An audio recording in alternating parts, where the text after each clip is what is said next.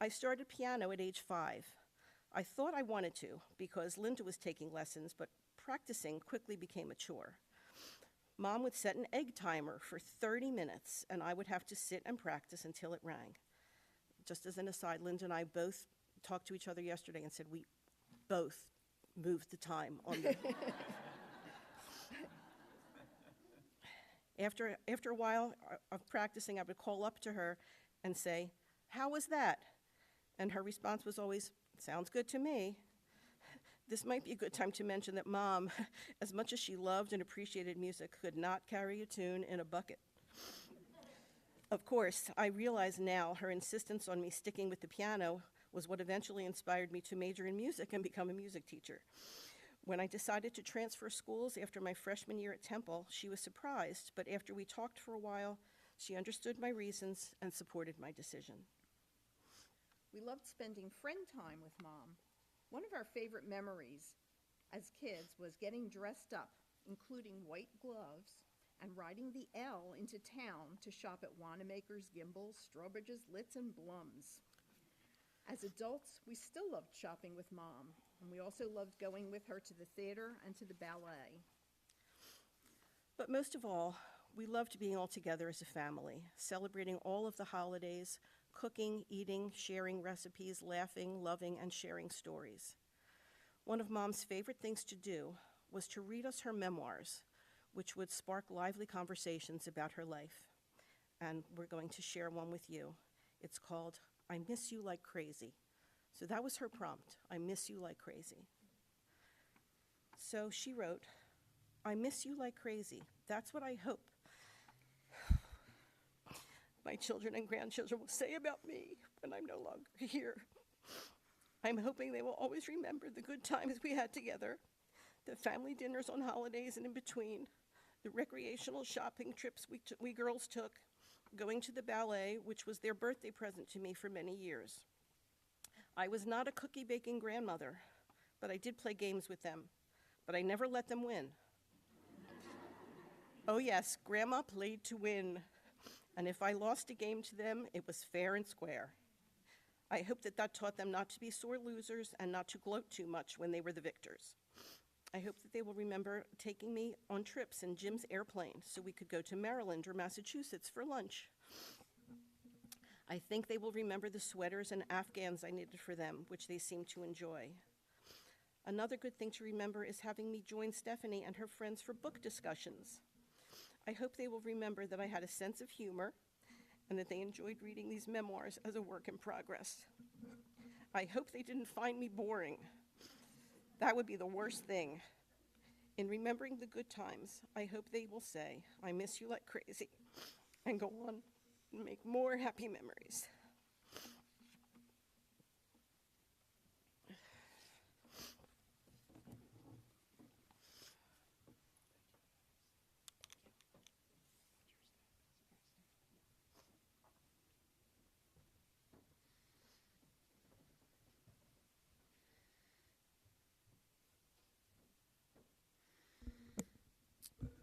Thank you, Linda and Stephanie. And I know how important and how special it was to your mom, how close the two of you are.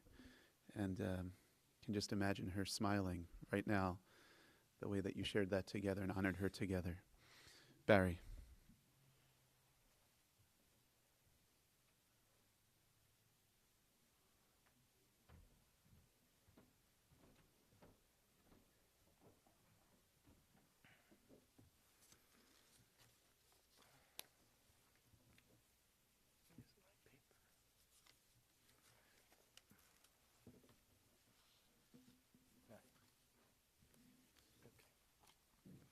Hi, everyone.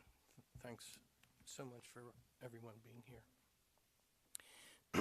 There's many stories that I could tell from knowing Mom for 51 years, but I'd rather tell about a feeling. When I came to the front door to pick up Steph on her first date, it was, "Hello, Mrs. Hanover."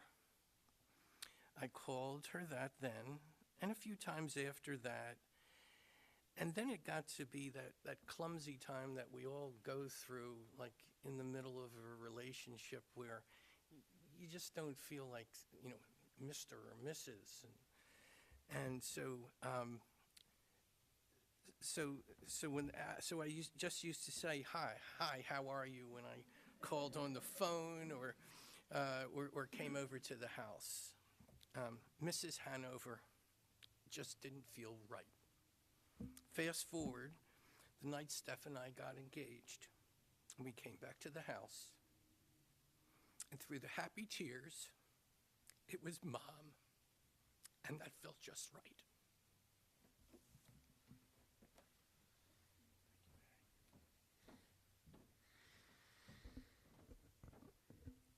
Thank you, Barry. And now Jordan.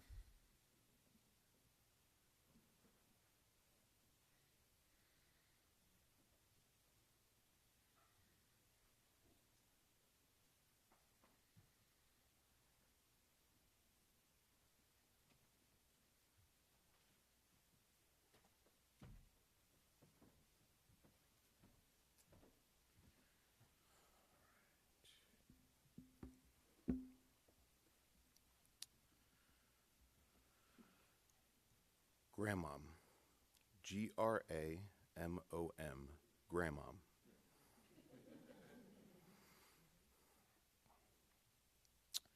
When all of her grandchildren were young, one of her favorite pastimes seemed to be hugging and kissing us. A lot. I remember her hugs feeling very big and very warm and comforting. Not surprising, considering I'm talking about a grandmother's undying and unending love for her young grandchildren. When it came to kissing any of us, she would often leave, let's call them traces, on our faces. Her lipstick was legendary. I remember typically having to wipe off her traces of lipstick just about every time we embraced. She would sometimes give me a look or a face like, "What are you wiping off my kisses for?" To which I eventually came up with a reply that got quite a reaction. "No, Grandmom, I'm not wiping it off. I'm rubbing it in." This line absolutely killed, so being the sort of performer I was, I kept the line in the act and pulled it out whenever she would leave traces. And I would have to rub them in. My grandmother loved me, and I knew it. She made sure of that. All of her grandchildren knew it. And there was never, ever, ever a doubt that she loved us all to the ends of the earth and beyond. Among her hobbies, aside from spreading her love to us kids, was a love of knitting, though as I'm sure some of you know, Grandma wasn't the best at knitting clothing. Tight collars and extra long sleeves, so I'm told. I honestly can't remember ever trying on a sweater she made, though. Her true specialty was knitting blankets or scarves or afghans, as my mom and Aunt Linda just talked about. There was always yarn around her house. I have a vague memory of my cousin Julia playing with strands of yarn around her old house in Northeast Philly. When it came time for each of us grandkids to head off to college, Grandmom gave us all a beautiful and heartfelt gift, one that only a grandmother's love can generate. She knitted each of us a blanket containing our individual school colors. Aaron was the first of us to graduate high school and was headed to Drexel University to study computer sciences. Grandmom presented him with a blue and gold blanket, no dragons. That was probably a bit beyond her skill set. Just the school colors, proudly displayed. I was the next in line, followed by my cousin Julia, and then eventually my sister Hallie. Temple University wound up being the perfect choice for me, but for a long while I was feeling quite lost in the college selection process. It sounds funny to say that at first, Temple was my last choice. I prioritized other auditions over Temple to the point where I had to set up a special audition day apart from the other prospective students. When I arrived for my audition, I wasn't excited. I had no expectations. I thought I had just about settled on another school. I took a music theory test in a library and then went down to the basement to a rehearsal room to sit in with some fairly intimidating older students. This group was rehearsing, and then their ensemble coach, who would become one of my favorite teachers of my entire life, was tasked with proctoring my audition. After some rudiments, he asked me which tunes I wanted to play. I was nervous, but then we all started playing the song I called. There I was, making music with a band. In my audition, not me playing alone in front of a panel or something strange like that, but a band. This felt good, felt really good. Then we played another, and before I knew it, it was over. I left the building feeling really confident that this was where I was supposed to be. I knew it. I knew it in my core, in my guts, and in the same place that I knew Grandmom always loved me. Always and in all ways, which is a phrase she used to say. I told my mom very excitedly in the car ride home, I think I want to go here. When Grandmom got word, she got straight to work on the cherry and white blanket, or at least that's how the story goes in my mind. I took the knitted yarn blanket with me to my college dorm. I slept under it every night. As the first couple of years at Temple went on, I was noticing little balls of red, well, cherry yarn, starting to show up everywhere. I'd find a stray one on a shirt or on a bed sheet or a sock, a little red, well, cherry, fleck here and there. Of course, I always thought of Grandmom every time I would see one. It was as if she knew how special of a place Temple was for me, that I should be reminded of it and her every day of my life. These little balls of yarn are common, I think. As the years went on after college in the real world, I still slept under that blanket every single night. I still sleep under it. The blanket is still to this day in good shape. I still see the little bits of red all the time. They're certainly not covering my apartment by any means, but if you look in any random corner, you'll see one. In my car, yep, there too. Setting up for a gig, pulling out my bass from its case. Oh, look, there's one in the seam. Whenever I do laundry, it is a guarantee that I'll find a few bits in the dryer's lint catcher. Grandmom has touched, in this case quite literally, every part of my life. She is everywhere. In my home, my car, my musical instruments, all the little corners of my life. I owe so much to my grandmom and the rest of my grandparents and elders, with whom she is now reunited. She called us all her children, and that includes my parents and my godparents, Aunt Linda and Uncle Jim. I can remember Grandmom, along with my other grandparents, used to have this look when we would all gather for events. A proud look that said, "Look what we did." She never said it aloud in those moments. She had a quiet way about her, but Grandmom had this look in her eye. She was so proud. I'm filled with joy that I will continue to find these little traces of Grandmom every day, everywhere, all the days of my life, always and in all ways.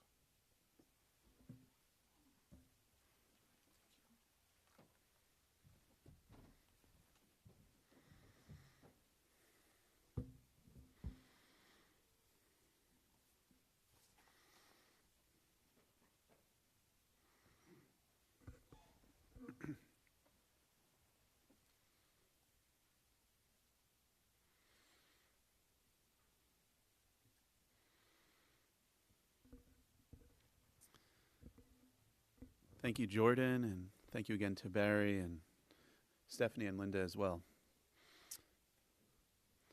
So as I mentioned earlier, during this time of the year, we're currently reading from the book of Numbers. This fourth book of the Torah tells the story of the Israelites' 40-year journey through the wilderness in their quest to reach the promised land of Israel. The journey was not always an easy one.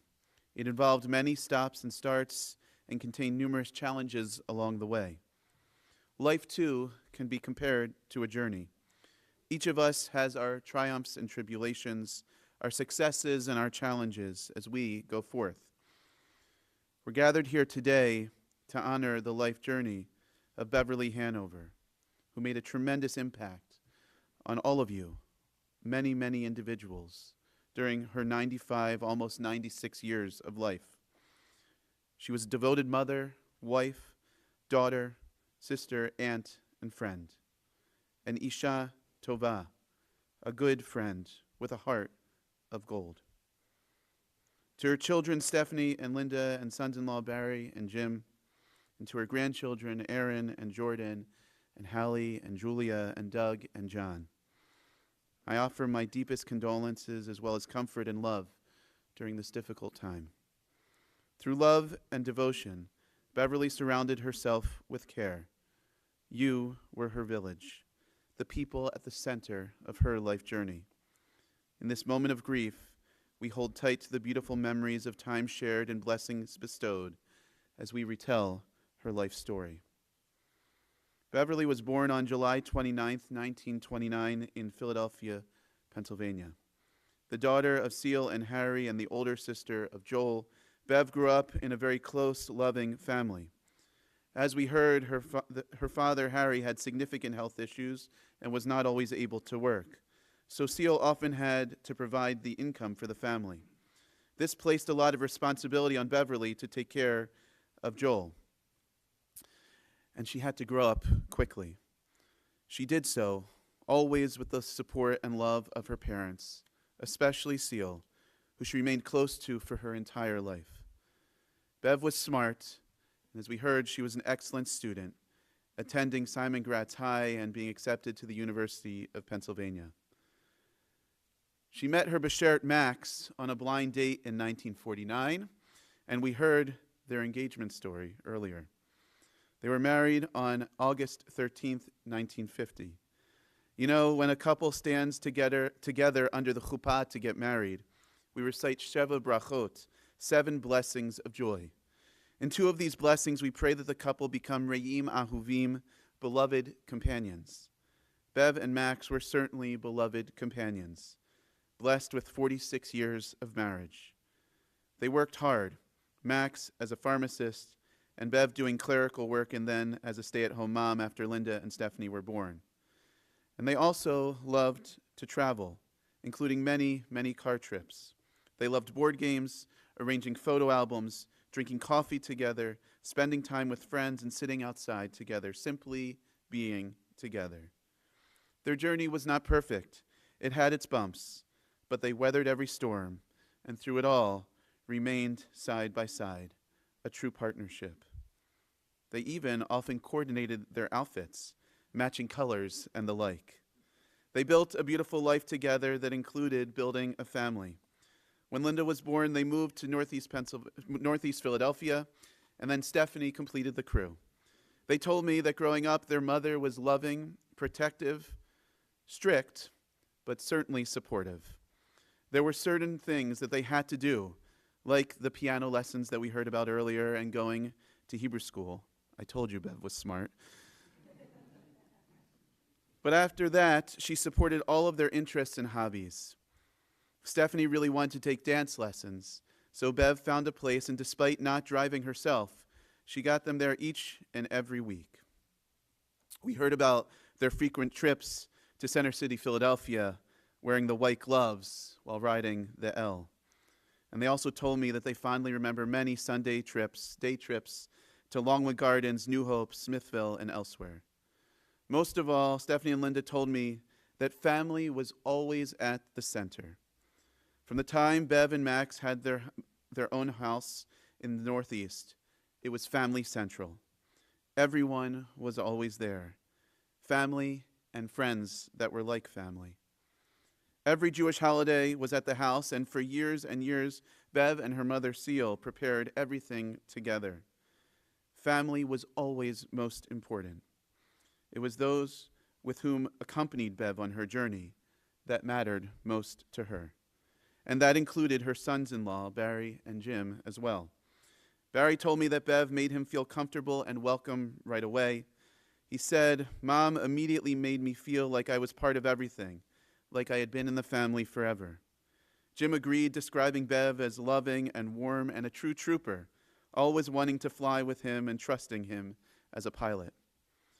Bev certainly loved being a mother, and she was thrilled to be a grandmother. Grandma was so proud of her grandchildren. In her eyes, they could do no wrong. Aaron described his grandmother as truly wonderful and says he has fond memories of family gatherings, visiting her at her office in Philly.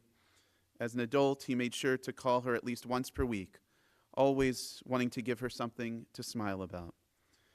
Jordan said his grandmother was supportive of all that they did, especially when it came to going to college, and we heard about those very special blankets that she knit for each of them. And when Julia did a semester abroad in Russia, Bev loved getting letters from her, reading her blogs, and truly living vicariously through her.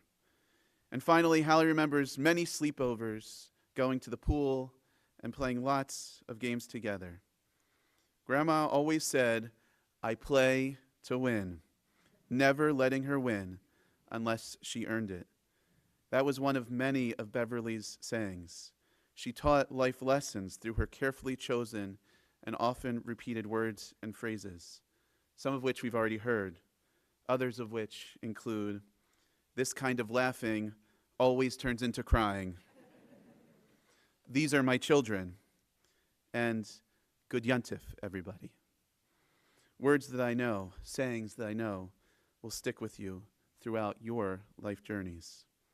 Beverly loved knitting, reading, crossword puzzles, word puzzles, and she was a whiz at Scrabble. She wrote dozens of memoirs, all by hand. She loved shopping, or as the family called it, schmying. She loved going to the theater, be it Broadway, the Arden, or the Pennsylvania Ballet. She loved the pool and her Yiddish club. And she loved music. She had a sarcastic edge, a great sense of humor. She was practical and deliberate in everything that she did, never in a rush. After Stephanie and Linda were out of the house, she went back to work, working for years at Aramark in the city, in the payroll department doing liens and garnishments. And she was incredibly strong. Her beloved Max died of cancer in 1996 at the all too young age of 67. It was 3 weeks before Aaron's bar mitzvah. They had, of course, planned their outfits to coordinate for the simcha. So as she sat at the service in her pink dress, just 3 weeks after losing the love of her life, she clutched tight to his pink pocket square throughout the whole service. And if losing Max was not enough, she lost her cherished mother, Seal, within the same year. For some, the two losses would simply have been too much. But Bev demonstrated a tremendous perseverance and strength and found a way to continue forward. The family convinced her to move from the Northeast to South Jersey, where she moved to the Renaissance Club in Mount Laurel. And it was there that she found a new support system, new friends and new activities that sustained her. And of course, Stephanie and Linda, her everythings, were always there as well. She lived at the Renaissance Club until moving to Brightview Assisted Living in 2018. In the book of Ecclesiastes, there is a verse that says, "Tov Shem Mishemen Tov." A good name is better than fine oil. Beverly certainly understood this lesson. She developed for herself a good name. But then this verse from the Bible continues with a puzzling conclusion. V'yom hamavet miyom hilvado. And the day of death is better than the day of birth. How could this be? A midrash, a rabbinic commentary, wonders and asks this question. And then it answers its own question with a story about boats on the sea. A story that feels particularly appropriate, knowing how much Jim and Linda and the family now love their boats. Listen. A man is sitting by the harbor. He sees ships depart with great fanfare, but he notices that when the ship returns from their journeys, there is no celebration. This strikes him as wrong, for when a ship goes out, nobody knows how it will weather storms, cross oceans, and bring cargo safely into port. That we only know after a ship comes in. So that is what we should be rejoicing for. And so it is with life. At the beginning of the journey, we do not know what we will accomplish and achieve, whether the storms will be weathered and our values preserved. But at the end, we see the result of a life well lived. While there may be sadness that the voyage has come to an end, there should also be a sense of satisfaction in seeing all of the good that has come from the journey. Beverly Hanover lived a good life, a life made good through her virtues and attributes, but most of all, a life made good by all of you. She was buoyed by your love and support. As I sat with Beverly's family yesterday, they showed me many family photos. With each photo, 3 themes became clear. First, Jordan's hair is a lot shorter now. I had to. Second, surrounded by family, Bev was smiling brightly in each picture. And third, she was always surrounded by family and always at the center of every photo. Yes, she was literally at the center of each picture, but I think that also represented her placement and role in the family. In a family that always places family at the center of the center was Beverly. She was the matriarch and the North Star. To Beverly's family, I am so sorry for your loss. Like the ribbon that we tore to begin the service, a tear has been created in your hearts, a tear of the center, a hole that will remain always. But please know this: memories and values and lessons do not die. It's your turn to take that seat in the center as Beverly lives on in each of you. And as you do, I hope you can find some peace and healing today, knowing that you were by your mom and grandmom's side every step of the way. I know that you did right by her each and every day. Just as she was a blessing to you, you most certainly were to her as well. The care and love and presence that you showered on her were true gifts that you gave her, gifts that she most certainly cherished. Her strength has become your strength. Her goodness and her love live on within you. Beverly's voyage, her journey, has come to an end, but her story, her memory, and her legacy have not. Her life has become part of all of your lives. Her journey is now a part of your life journey, and because of that, we know that her memory will always be for a blessing. Al mikoma tavo b'shalom. May Beverly Hanover go unto God in peace. Amen. Please rise for memorial prayer.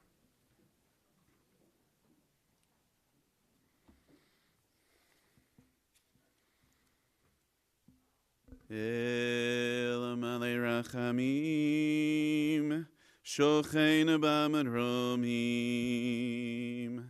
Hamitzei menucha nechona, Tachat kanfei hashchina, B'malot kidoshim u'torim, Kizor haraki hamazhirim, Et nishmat, Basia bat Aaron, Shalacha li'olama, B'gan Eden, Tehei menuchatana, Balad rachamim, Hastire b'seter kenafecha li'olamim, Utzrur b'tzura chayim, Et nishmata, Adonai hu nachalata v'tanuach, B'shalom al mishkava, v'nomar amen. Exalted, compassionate God, grant infinite rest in your sheltering presence among the holy and the pure, to the soul of Beverly Hanover who has gone to her eternal home. Merciful One, we ask that our loved one find perfect peace in your eternal embrace. May her soul be bound up in the bond of life. May she rest in peace. And let us all say, Amen. You may be seated. Friends, following the conclusion of our service here in the chapel, the family will be making their way to the cemetery where the burial will be private. But everyone is invited to Stephanie and Barry's house beginning at 4 p.m. this afternoon as they move into Shiva. So you're welcome at 4 p.m. this afternoon, and there will be a minyan this evening at 7:30. There will also be a minyan tomorrow evening at 7:30 where guests are welcome, and the family will also be receiving visitors on Saturday from 1 to 5 p.m., all at the home of Stephanie and Barry, who live at 509 Valley Run Drive in Cherry Hill.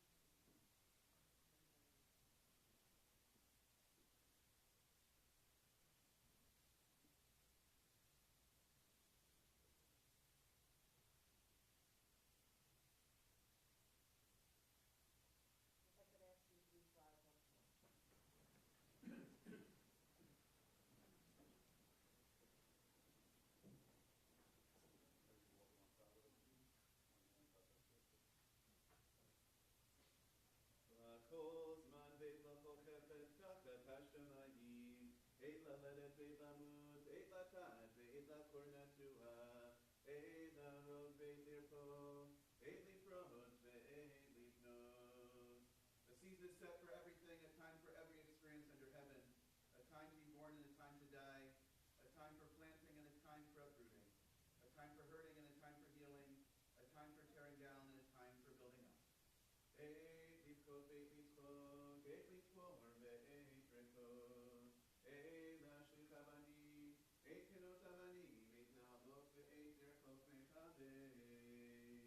A time for weeping and a time for laughing, a time for crying and a time for dancing, a time for throwing stones and a time for gathering, a time for embracing and a time for refraining.